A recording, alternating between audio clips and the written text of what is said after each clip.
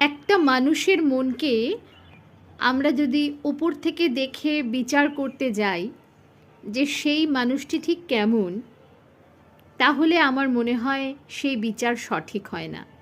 কেননা একজন মানুষের মনকে কখনো ওপর থেকে দেখে, একটা মানুষকে ওপর থেকে দেখে কখনো বোঝা যায় না তার মনের ভেতরটা ঠিক কেমন। আমরা ওপর থেকে দেখে ভালো ভাবতে পারি, আমরা ওপর থেকে দেখে খুব খারাপ ভাবতে পারি, বা আরও অনেক কিছু আমরা গেস করতে পারি, কিন্তু সঠিকটা কিভাবে বের করা যাবে জানেন?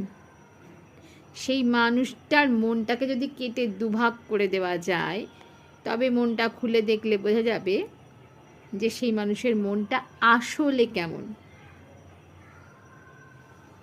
তাই কোনো মানুষকে ওপর থেকে দেখে জাজমেন্ট করাটা আমার মনে হয় ঠিক নয়। আপনি যেটা ভাবছেন তার সম্বন্ধে সেটা তো নাও হতে পারে।